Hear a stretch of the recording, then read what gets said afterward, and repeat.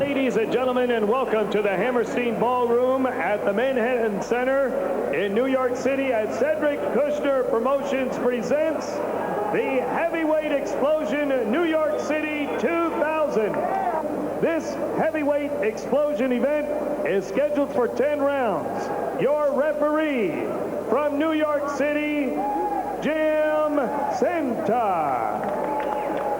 Introducing the principals first, in the red corner to my left, wearing the black trunks with the gold trim. He weighs in at 232 pounds with a professional record of 17 victories, defeats, and 13 wins coming by way of knockout.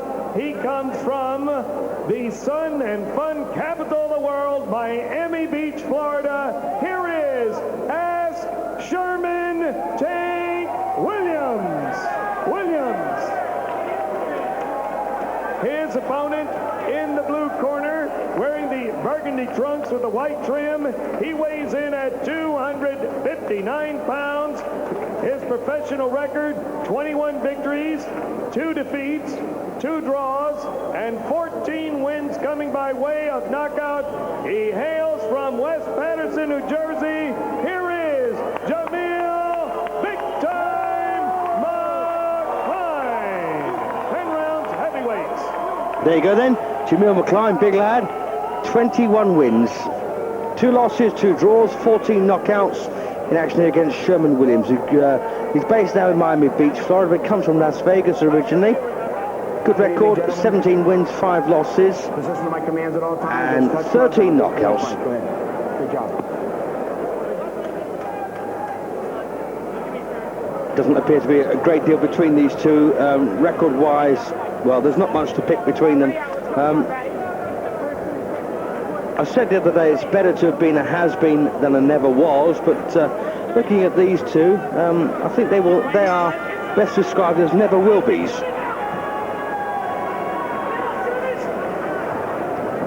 So McCline then, 6'6" in those red trunks of his.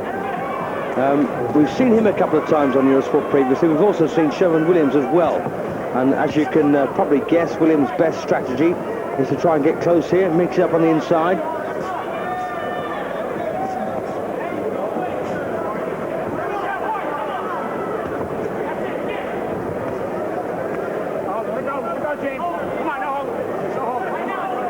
Quite a big difference physically between these two.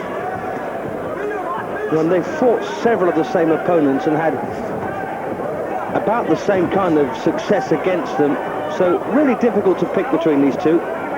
Now I suppose McCline has fought in slightly better company, but then again, having said that, Williams has fought the likes of Robert Davis and Derek Banks and been beaten by the pair of them, and those 2 losses on the McCline record, one against Gary Bell, the Evander Holyfield protege, who I'm afraid has bitten the dust, and another prospect, or he used to be, Greg Pickrom.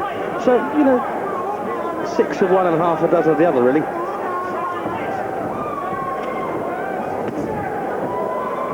go, let's go. Work your way out. Let go, James. Let's go.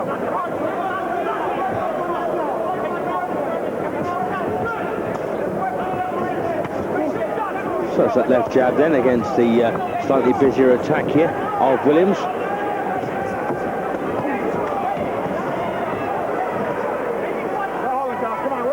And it can be very unsettling for a stand-up boxer like McCline to have to fend off an aggressive brawling type like Williams. It can be awfully disconcerting. McCline, of course, needs space. Williams doesn't.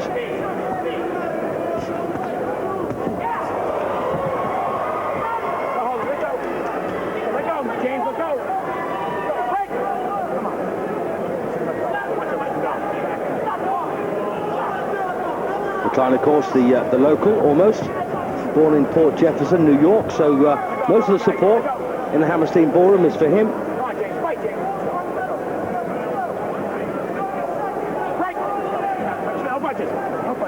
So a bit of grappling on the inside the last half minute, and referee Jim Santa already having words with McCline for holding on. Oh, big right hand Big shot there from Williams. Well, McCline there forced to fight back. Step back. No punches. No punches. 5 seconds. 3 seconds, fellas. 2 seconds. No punching at the time. Well, there you are, then the end of round one.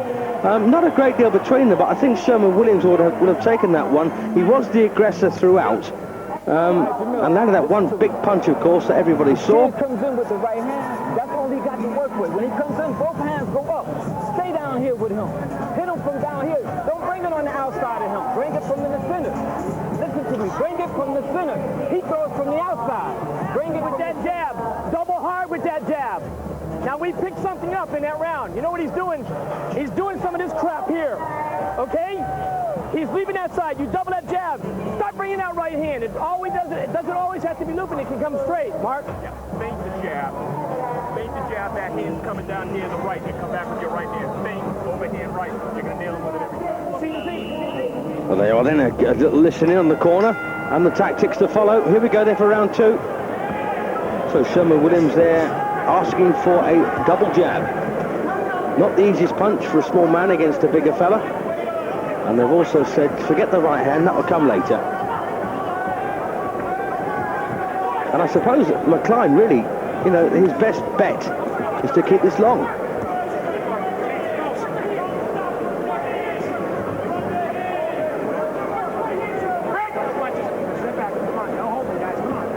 And McCline should also be concentrating on actually trying to catch Williams coming forward. Quite probably adopt a counter-puncher stance rather than go looking for Williams. He should just lay back and wait for the man to make a move and then pop out that left hand or even right cross. And he's sure to get a bit of success that way.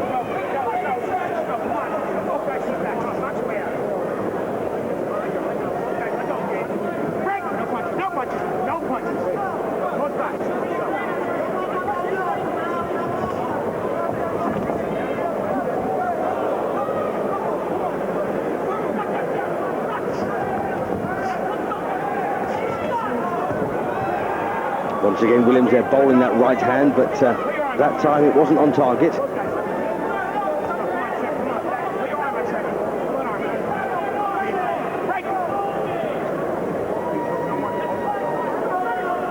Once again, Jim Santa having a pop at McCline for holding on the inside.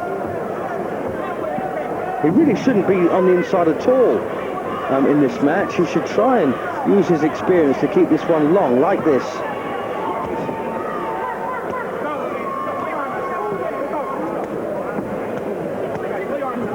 And maintaining the gap, of course, is vital for McCline's success here, and closing the gap is vital for Williams' success.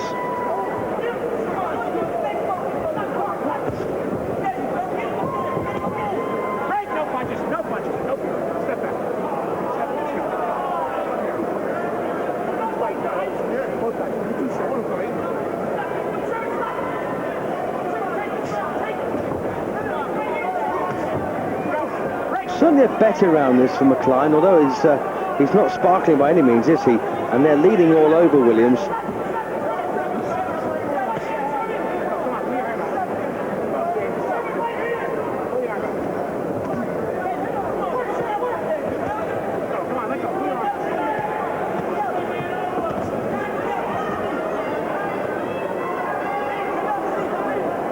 Well, whoever made the match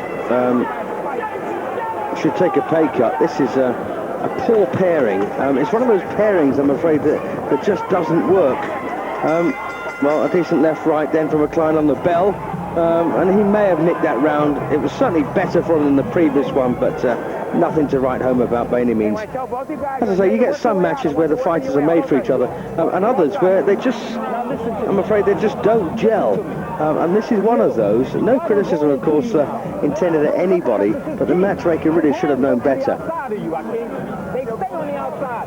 You got them looking at them. He's coming here. And of course, a matchmaker's job is to produce an attractive fight. Right hand to the body. You're getting Ostensibly, the second part of that equation, of course, is that you want to make sure that the man, the house fighter, wins. So give him a slight edge, but no more than that. He's doing a hell of a job. This is the key. Don't you hold. He's got 5 warnings. I need a great jab from you. I need a great jab.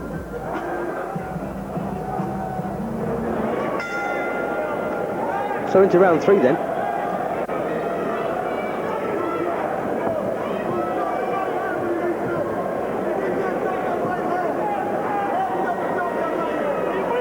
So quite possibly a round apiece with 2 gone.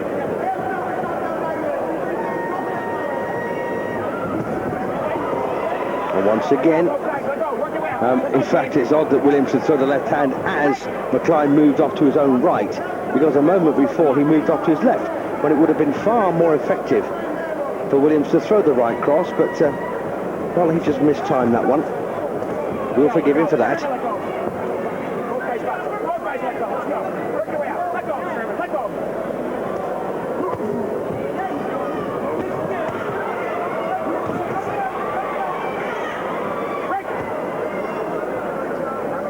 And these matches, by the way, don't just happen. They are crafted, they are constructed, and normally it's one man responsible. The promoter will tell the matchmaker who he's got on the left-hand side of the program, and they should be matched accordingly. The left-hand side of the bill are generally the winners, and of course you try to get the right-hand side to be competitive, but not successful. That's the secret. And I do speak from experience, having made the odd mistake in the past, and also been quite lucky in having a couple of good ones. But it used to be very, in fact it's harder work now than it's ever been making matches. These days, of course, matchmakers are often reduced to just putting on a fight and not actually getting the match that he's looking for, and that's a shame.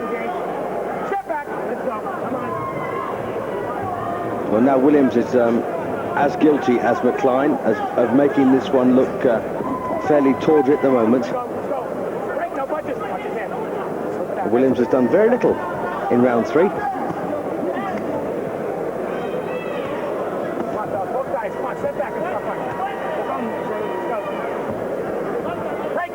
No punches.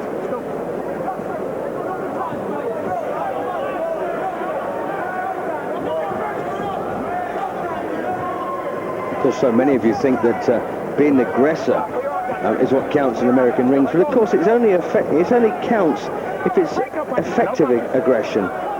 There's no point being aggressive if you're doing nothing, like Williams here, who's just going forward but not actually throwing or connecting with anything clean. Okay, he may be being aggressive, but he's not being effective in that aggression, and that is the difference. But it looks like McCline might nick this one, but no more than that, just a nick.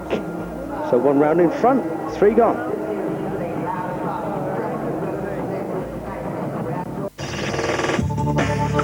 Was dwarfed by the 6'6" McCline, who is not fighting a particularly smart fight at the moment. Referee Jim Santa has had just about enough of McCline's leaning on and grabbing tactics, and he has the ability and the size to win this one at long range, but it's frustratingly eluded him.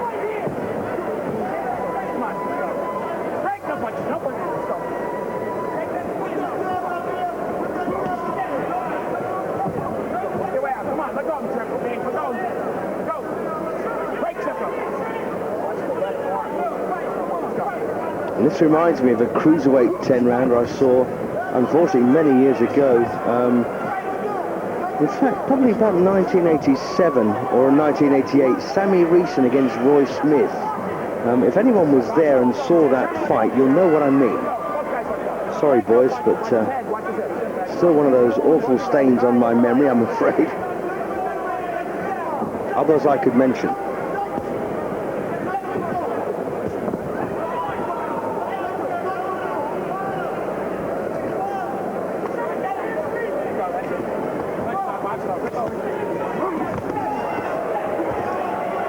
Once again, Williams really, for me, not doing enough.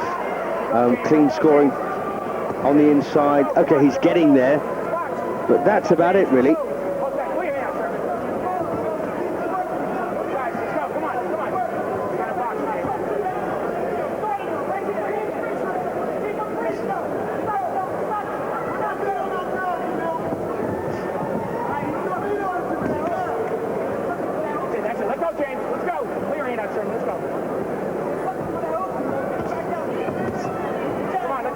left hook from Williams.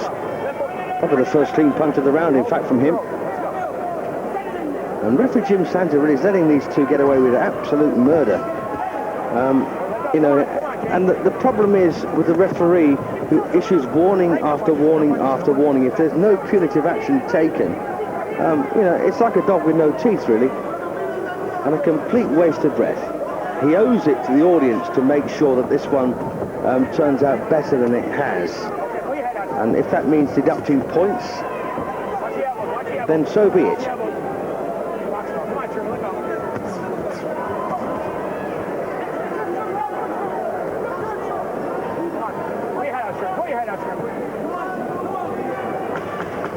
And once again, this bear hug from McCline, very unattractive. But it looks like he might have won that fourth round.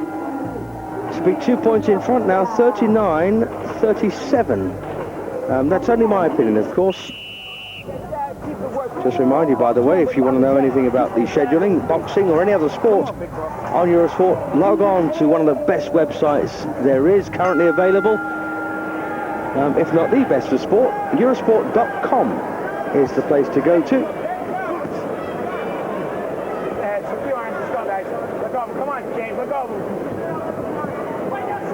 If you want to say anything about boxing or ask anything about boxing, I really do try 100% to reply to you, but if you do, Steve Holdsworth at Eurosport.com is the address to write to, and I'll get back to you.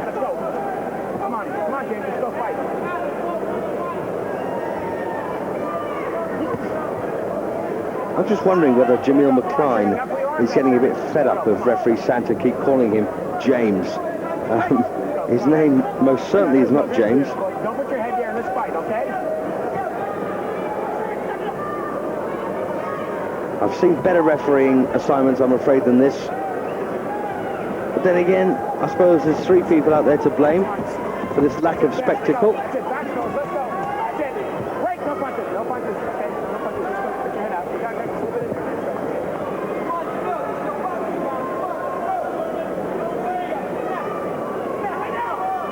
Yes, I think my assessment of these two right at the very beginning was about right. As I say, there's your has been, there's your never was, and there's the never will be's, and I'm afraid these are the latter category.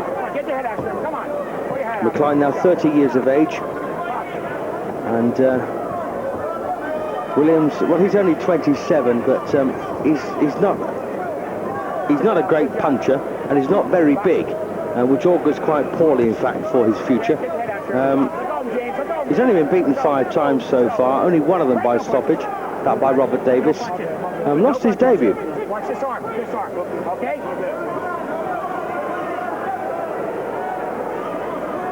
And McCline there warned to watch the right arm that he's holding with, but he'll probably just hold with the left now.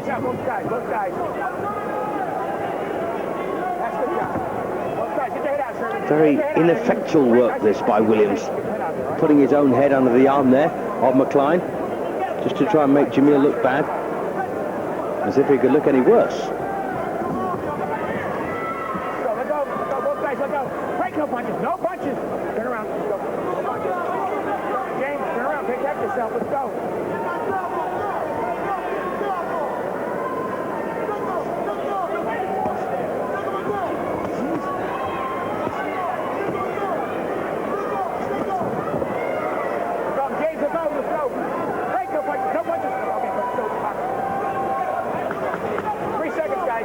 Last few seconds then of round 5, and you know, in this sport, like all others, you've got to take the rough with the smooth, and got a bit of overtime there from Williams, and McCline trying to make an issue of that. Rotten round, really. No one deserved to win it, so let's call it 10-10, shall we? That's his plan. He just do more than 1, 2 and 3 and 4. Well, I don't know why they call him big time. He's very small beer, isn't he, McCline, currently? He was a legend in his own mind.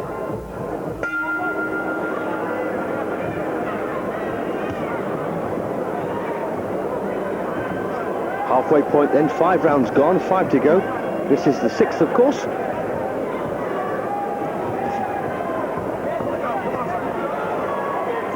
And I reckon Williams has got a bit of work to do now. Still 2 points behind with 6 rounds to go. Step back, Sherman. Let's go. Come on, let's go. Come on, James.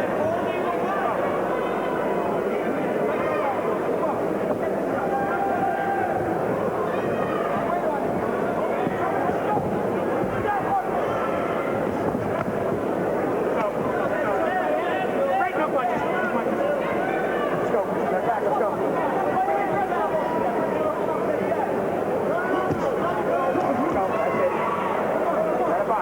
When something happens worth talking about, I'll mention it. James, step back, James. Let's go. Come on, let's box. Break no punches. Let's go. Come on, got a box, James. Got a box.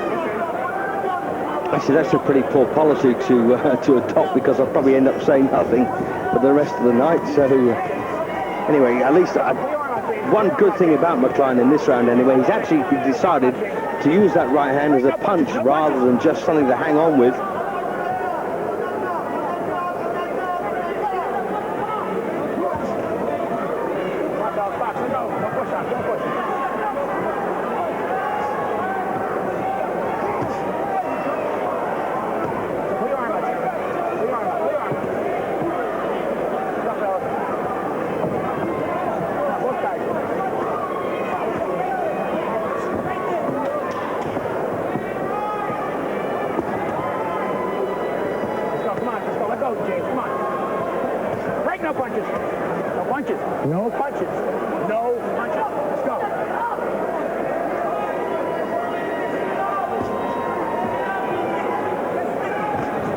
Williams showing, oh goodness me, a decent right there from Williams.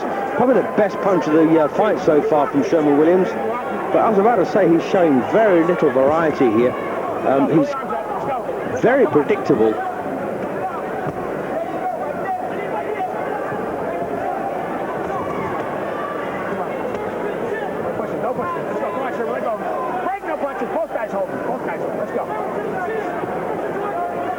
Of course, neither of these two men figure, or at least shouldn't do anyway. I've not checked. I should have done.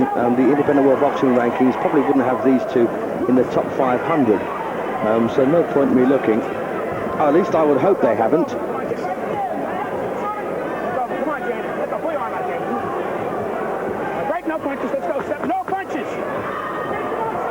Isn't it a tragedy to be born at 6 feet 6 inches tall, something like 17 stone or something, and not be able to fight? That's a real bummer, that is.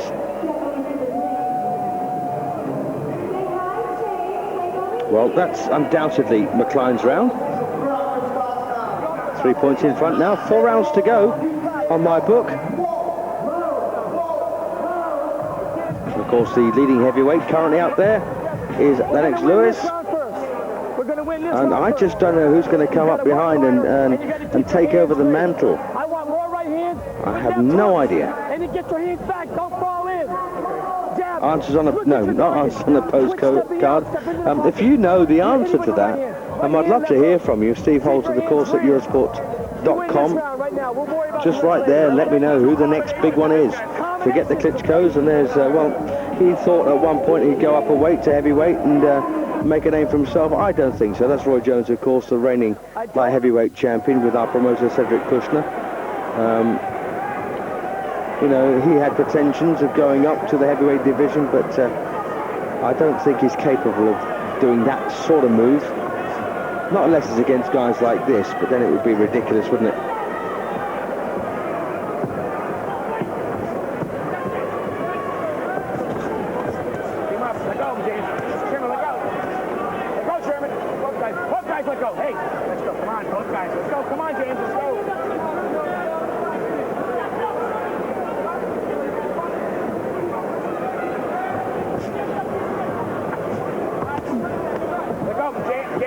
And anyone out there who thinks that David Tua could give Lennox Lewis a fight, I think we'd better start thinking again.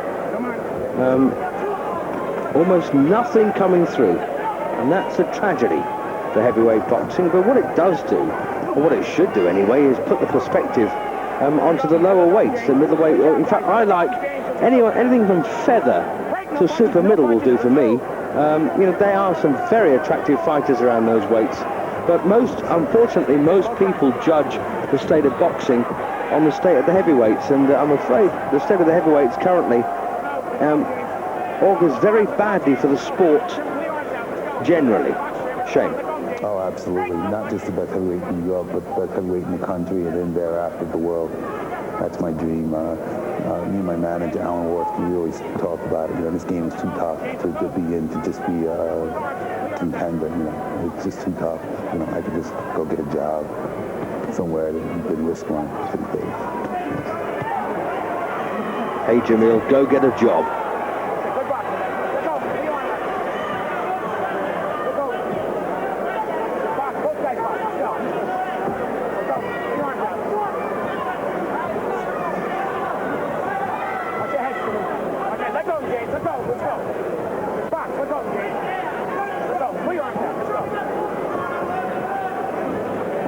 And Williams really is like a little crab. He's doing virtually nothing worthwhile on the inside.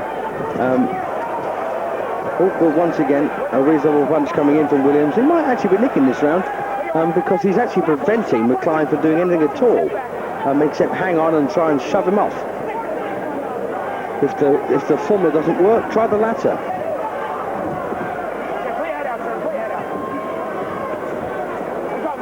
So McCline then harbouring pretensions of becoming the world heavyweight champion, and I tell you what, the way the sport is going, he could well be.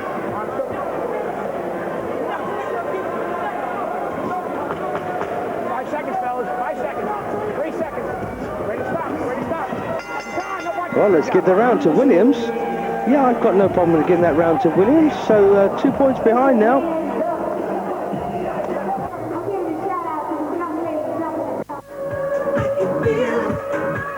When competition is so fierce, you've got to hit the new season running. That's why the big boys of European football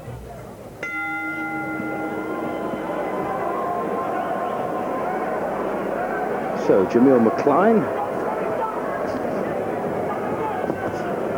the Red Trunks, trying to protect a slender lead with three to go, and it's still possible for Williams to win the fight on my card. He can win by 1 point if he wins all 3 rounds.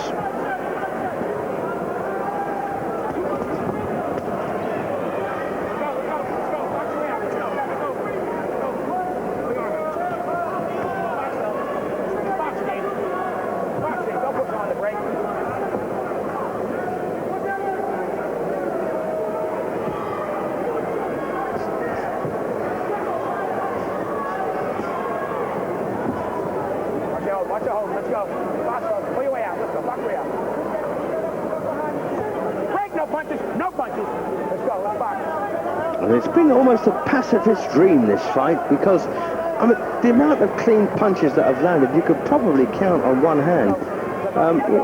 McCline there just pouring out that left hand, nothing behind it, no intention behind the punch.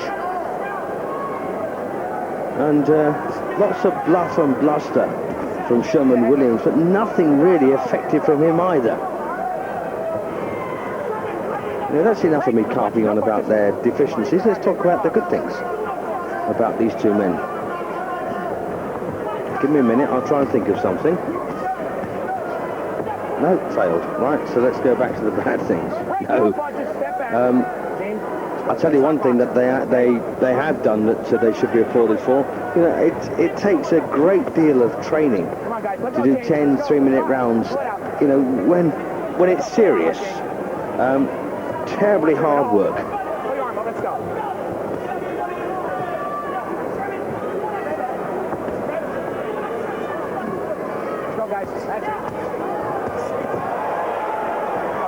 Well, once again, Williams looking the busier of the two, although only one of those 4 punches actually landed, and it didn't land particularly cleanly there.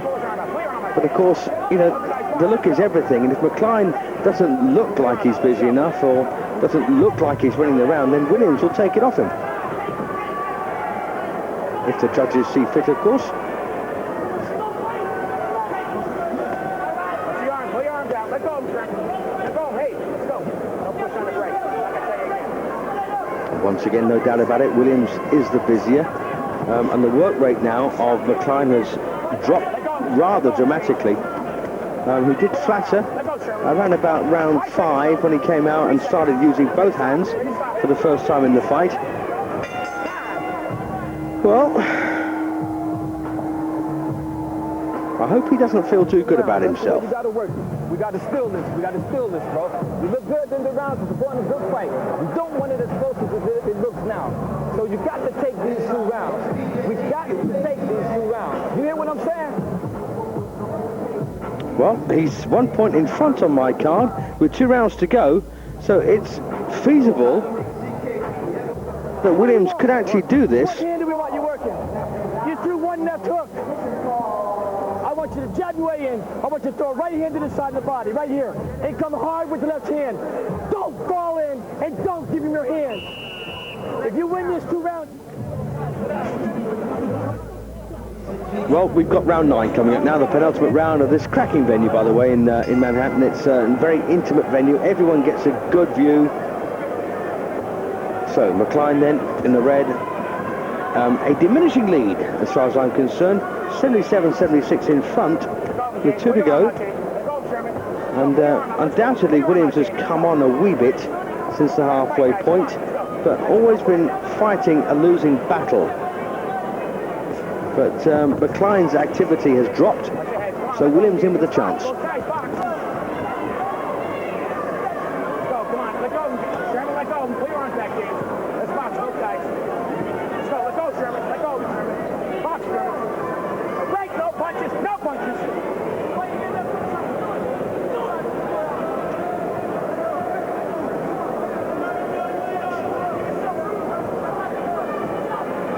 And McCline really should have been severely reprimanded for even alluding in his wildest dreams of becoming a world champion. They should have taken his license off him just for entertaining such thoughts. Referee Santa getting pretty frustrated now. It's been no fun this for him. And of course, some referees can have a whale of a time out there. You know, they could be in charge of a cracking fight, or indeed be responsible for a cracking fight, because so often referees can ruin fights, but they can also make them as well.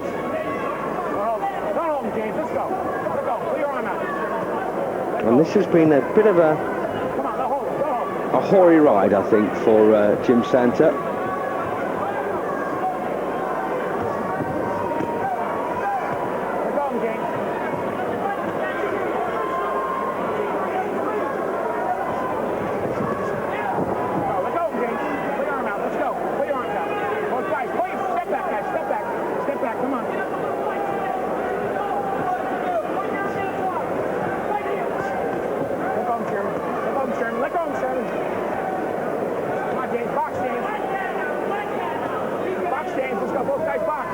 Both men, of course, far too close to each other here to be effective. Watch the elbows. Let's go. Let's go, Sherman. Let's go, Sherman. Put your arms out, James. Let's go. Box. Both guys box. Put your head out, Sherman. Right. Put your head down. Let's go. Step back.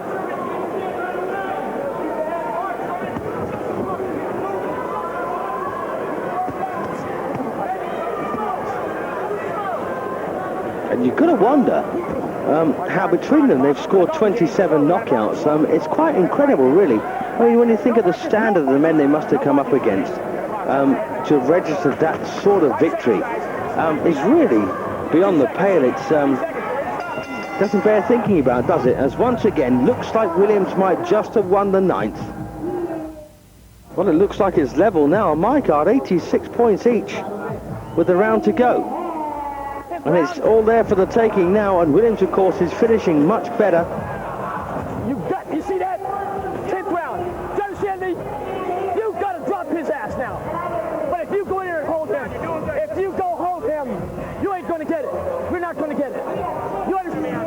Now, let's close this door, bro. Let's close this door now. All right? You wanted to get here, we got here. We got the two, Jameel. Let's close this up.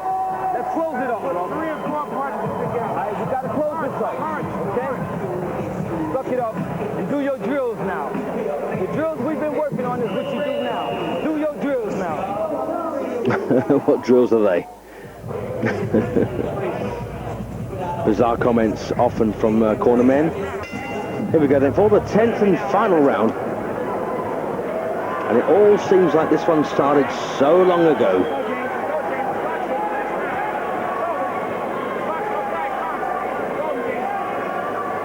And McCline, well, he doesn't realise how close he is to losing this one.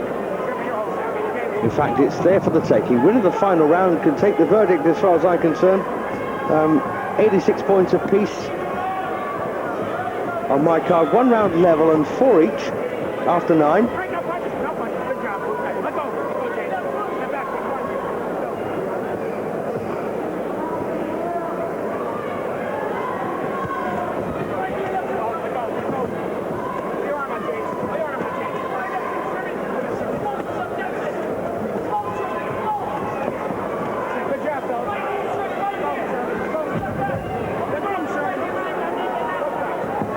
I'm sure they'd much rather be facing different opponents.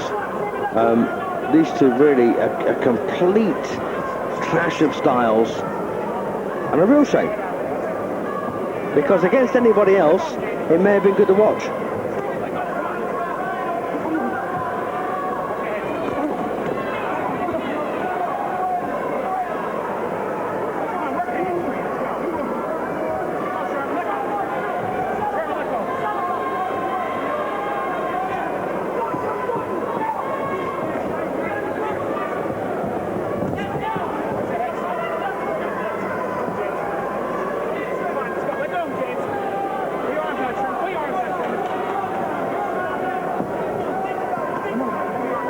Well, Honour's about even in this final round. Well, I mean, you can't call them honours, can you? But whatever it is, it looks fairly even in this final round.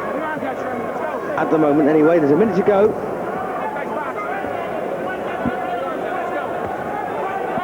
And I won't even applaud them for their hard work, because they haven't worked hard.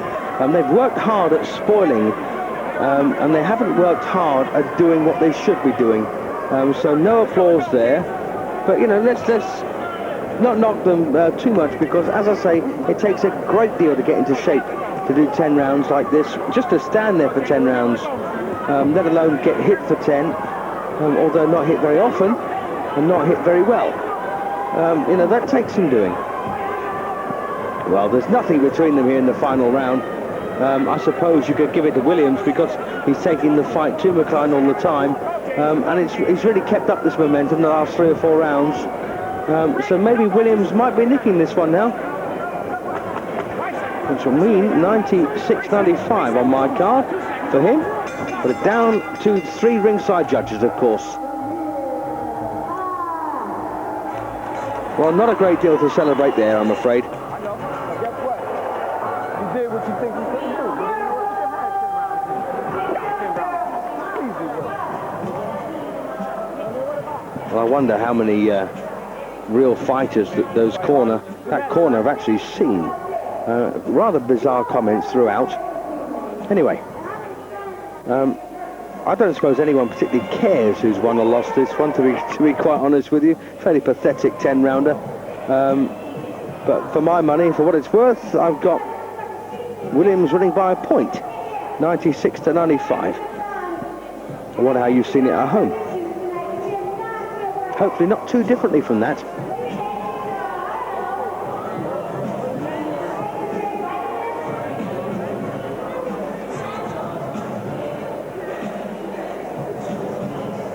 So now the nervous wait for the official verdict.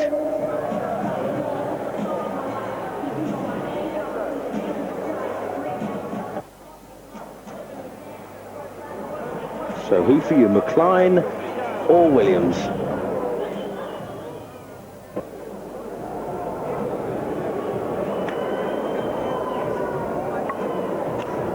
He reminds me of a big version of Pat Mullins. Ladies and gentlemen, here we go. That was a hit after the bell. Here is the decision of the 3 judges at ringside. Judge Sid Rubenstein scores the bout 98-92 McCline. Well, that's interesting. 8 rounds to 2 and to McCline. Judges Julie Letterman and Louise Ortiz, Rivera, both scored about 95. Oh, goodness We me. have a Majority draw. Well, there you are, a majority draw. So, well, no one loses anything, and no one gained anything either from that rotten 10-rounder, but it's a draw. That's what it's called, a majority draw. A rather unusual decision.